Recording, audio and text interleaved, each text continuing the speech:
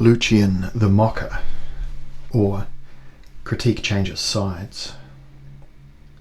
Quoting Novalis, "You are very much mistaken if you believe that there are antiquities. Antiquity is only now beginning to emerge." We encounter this man from Samosata on the Euphrates, a Syrian by birth, who has a place of honour in the history of evil tongues, half a millennium later in a thoroughly transformed cultural setting. On his life in brief, quoting Otto Seal from the afterword to Lucian, Gespräche der Güter und Meergüter, der Toten und der Heteren, from 1956. After an unsuccessful attempt at sculpturing, Lucian, born about 120 AD, became a rhetorician, a profession that scarcely has a parallel in our time, and that has been not inappropriately translated as concert speaker. Thus, like Posidonius and Paulus, a great traveller and wanderer, he moved across the country, through the entire Mediterranean region as far as Gaul, making showy and pompous speeches. And although he was not a Greek speaker without an accent, he had considerable success. But he was too clever, too restless, and intellectually not modest enough to be content with success on the podium and the applause of the elegant world. Thus, in his 40th year, he turned to varied satirical writing, or as we would say, moralistic essays. It is they, of his lives and works, that have stood the test of time. In later years he accepted a position as a public servant of the Roman Empire in Egypt, thereby letting himself in for something he himself had mocked not a little, namely a secure salary and domiciled settledness. The last date of his life can be fixed. The last date in his life that can be fixed is the death of the emperor, Marcus Aurelius, 17th of March, 180 AD. It is surmised, since it is not known precisely, that he died soon after. It could be contended that in Lucian's time, the seed of the proto-Cynic germinated in a puzzling way. An author during the middle period of the Roman emperors, a contemporary of the Stoic emperor, Marcus Aurelius, he is the most important, though the most malicious, witness of the fact that one of the most powerful impulses in Western philosophy had issued from the apparent satirical play of the Cynical polemic against civilization. Indeed, after a good half a millennium, Cynicism for the first time had found within the Roman Empire a truly ideal soil, a situation of flourishing alienation in which it inevitably expanded in all directions. The dogs had begun to howl in large packs, and moralistic resistance against the social and human circumstances in the empire had swelled to a powerful spiritual current. The cynicism of the time of the emperors had been called the hippie and escapist movements of antiquity, Hochkippel. To the extent the empire transformed itself into a colossal bureaucratic apparatus whose inner and outer workings our individual could not fathom or influence, its ideological power to integrate, and its capacity to rouse feelings of citizenship and commitment to the state had to dissipate. The administration's inaccessibility to the citizens, the despised extortion of taxes by the military and civil Moloch, the citizens' aversion to military service. These are all unmistakable signs of an advanced social crisis. The Roman world order was long since no longer that res publica that had once grown naturally out of the life of societas. Rather, the imperial state apparatus weighed on its citizens like a leaden foreign body. In such periods, it was natural that the schools of philosophy, once the province of a few, received a massive influx that assumed symptomatic proportions. The need for individualistic self-assertion against coercive society became a psychopolitical reality of the first order.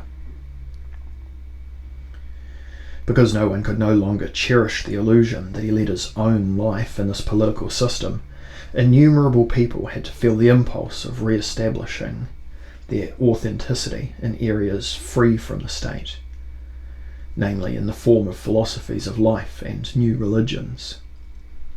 This explains the enormous success of philosophical sects, mostly of Greek origin, to which the Cynics also belong, as well as the new religious cults whose origins were in Asia Minor. Christianity too was at first only one of many forms of late Roman exoticism and Orientalism. Already at that time, not only the light, but also the attractive darkness of mysteries came from the East. From the Greeks, the Romans adopted their cultural decor and the doctrine of humanitas, as well as those critical individualistic forces from Attic sources that had been active as moral moles already during the disintegration of the Greek polis. This individualistic ferment again released its energies in the alienation of the Roman bureaucratic state, now however in such mass forms that the individualistic impulse had to be qualitatively transformed. The many individual cases resulted in a new quality of formation of stereotypes. Among the educated there was a certain abhorrence of the sects, with their vagabonds, preachers, moralists, cults and communities, which for centuries formed part of the image of the time of the emperors. The old humanistic, high individualism of cultivated Romans looked contemptuously on the new and in part asocial energy of the individualists. At that time, people turned up their noses just as much at the Christians as at the Cynics. Of the older, ironically cultivated, conservative voices of this time, there was that of Lucian, as we can hear in his merciless satire on the voluntary death of the Cynical sect leader Peregrinos,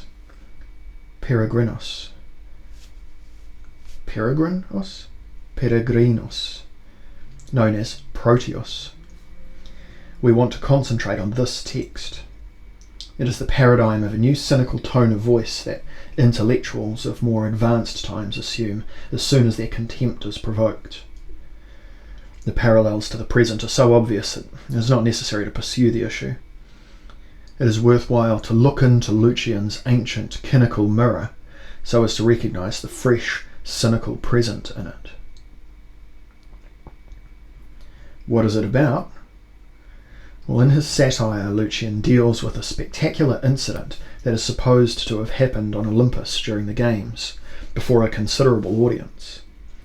The same Peregrinos had decided to burn himself publicly on a large pyre in order to give the world the spectacle of a tragic and heroic voluntary death, thereby increasing the stature of his sect and, as Lucian emphasises, satisfying his own aspirations for fame. This plan, which was announced in advance by the main actor in order to ensure a fitting resonance, was actually carried out. The public gesture was consciously planned and designed to make an impression on the crowd. Of course, as a model there was only Socrates, who had left behind the greatest example of philosophical resoluteness through his voluntary death. There were possibly also the Indian Brahmins of that time, whose self-chosen death by fire had been heard about in the West since the days of Alexander's campaign. Lucian claims to have witnessed the incident. The tone of the description is so scornful that it is advisable to read it as more of a document on the witness's critical view of things than as a factual report on the incidents mentioned. The only thing that can be believed with some degree of certainty from this report is that the cynicism of a Peregrinos must have had almost nothing in common with Diogenes' cynicism, except the name and some ascetic superficialities. The roles appear to be reversed between Peregrinos and Lucian, since For Diogenes, a pathetic gesture such as a heroic self-chosen death would have been unthinkable. We can be certain that Diogenes, agreeing with Lucian on this point, would have declared it to be crazy, because the Cynics' concern, literarily speaking, is comedy, not tragedy, satire, not the serious myth. This reveals a profound structural change in Cynical philosophy. Diogenes' existence drew its inspiration from its relation to Athenian comedy. It is rooted in an urban, humorous culture, nourished by a mentality that is open to jokes, quick repartee, mockery, and a healthy contempt for stupidity. Its existentialism is based on a satirical foundation. Late Roman Cynicism is completely different. In it, the cynical impulse has obviously been split in an existential direction and in a satirical intellectual direction. Laughing becomes a function of literature, and living remains a deadly serious business. The sect Cynics, it is true, had zealously prescribed for themselves a program of life without needs, preparedness for anything, and autonomy. But they had succumbed to their role as moralists, often with deadly seriousness. The motif of laughter, which had called Athenian cynicism to life, had expired in late Roman cynicism. The sect gathered around itself the unstable and resentful, bums and moral zealots, outsiders and narcissistic people needing something to hold on to, rather than laughing individualists. The best among them were probably moralists with an ascetic, independent bent, or gentle adepts at life who travelled around as moral psychotherapists, welcomed by those who were willing to experience something new. But for self-confident conservatives, they were suspect, if not despised. In relation to these people, it is now Lucian who assumes the position of the satirist and humorist previously held by them. However, he no longer exercises the cynical mockery of the uncultivated sage on the representatives of vain knowledge. Rather, his satire is a cultivated attack on the uncultivated beggar moralists and wailers. That is, a kind of master's satire on the intellectual simpletons of his time. Group dynamics probably plays a greater role than theory in what appears in antiquity as a philosophical moral dispute. There is some evidence for the view that Lucian comes down so hard on the Cynics because they want the same thing he does. They direct themselves at a similar public and work over the same field, even though with other, more radical means. They too are wanderers, street orators, dependent on public attention, and a sort of intellectual recipient of alms. It is just possible that Lucian hates himself in them, to the extent that similarities exist. If the Cynics are the world despisers of their epoch, Lucian is the despiser of the despisers, the moralist of the moralists. Himself all too well versed in such matters, he recognises in his adversaries the tendency to supercilious, naive, pompous, gushing fanaticism, in which vanity and masochistic martyr-like characteristics may have played a role.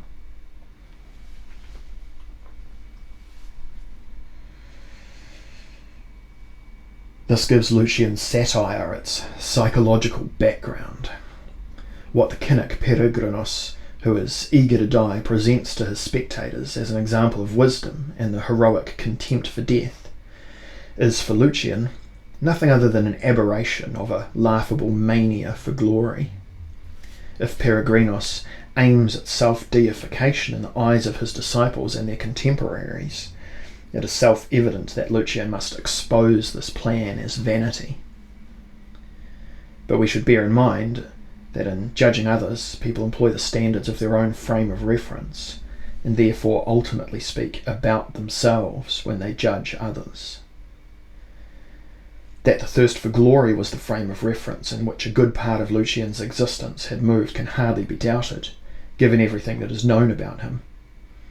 Whether it is by their frame of reference that we can best understand the Cynical movement is doubtful. Whether it is by their frame of reference that we can best understand the Cynical movement is doubtful. Let us follow Lucian's account. Lucian's exposition says nothing good at all about its victim. At the beginning, Lucian sees a eulogist of Peregrinus enter, whom he, the very picture of his praised master, portrays as a big-mouthed blubberer, virtuous poser, quack, and sentimental buffoon who tells the wildest stories as he sweats and breaks out in crocodile tears. The following speaker, by contrast, unfolds Peregrinus's life story and sketches a devastating picture of the man who wants to burn himself to death. There is no doubt that Lucian has put his own version in the mouth of the speaker, according to which the master is a criminal, charlatan, and megalomaniac. Peregrinus's life reads like a biography of a criminal whose stages consist entirely of profligacy, from adultery, after which, when he was caught, a radish was ignominiously stuck in his anus, to pederasty and bribery, to the apex of heinous crimes, patricide. After that, forced to flee from his hometown, Parium, he was ripe for a career as travelling con man. Forthwith, Peregrinus joined a Christian congregation, where he quickly moved up on the basis of his rhetorical stunts. The disciples of the crucified sophist from Palestine are portrayed as naive people who can be duped into just about anything by a cunning mind. From the Christians, then, or as Lucian calls them, Christianers, he went over to the Cynics, let a long philosopher's beard grow, took up the knapsack of the wandering preacher, staff and coat, and got as far as Egypt on his journeys. There he created a stir through public self-flagellations, and by shaving half of his head, which was supposed to be a completely new and admirable kind of exercise of virtue. Having arrived in Italy, he indulged in diatribes against the emperor, was thus expelled from Rome, and as a result gained the reputation of someone unjustly persecuted. In his puffed-up vanity, he finally got the idea into his head of burning himself at the Olympic Games with great pomp. After this presentation of the main actor, Lucian turns to a critique of the Pyrrhic Act. He reviews it as a theatre critic would a bad play. Quoting Lucian, Werke in Drei Bänden from 1974, in my view, it would have been more fitting to await death with composure, not like a fleeing slave to run from life. If, however, he is so firmly determined to die, why does it have to be by fire and with a pomp fit for a tragedy? What is the point of this way of dying, when he could have chosen 1,000 other ways? According to Lucian, in truth, complete justice was done him with this act of self-cremation. It is nothing more than deserved punishment that he executed on himself, and the only thing wrong with the act was the time he chose it, since it would have been better for Peregrinus to have killed himself much earlier. Beyond this, Lucian's laughing critic also objects that for this drama a more uncomfortable death would have been appropriate, a self-cremation. One only has to open one's mouth one time in order to die on the spot. Moreover, Lucian's speaker encourages all Peregrinus's disciples to follow their master by throwing themselves as quickly as possible into the flames so that the spectre of cynicism might come to an end. These passages make clear the meaning of the phrase, critique changes sides.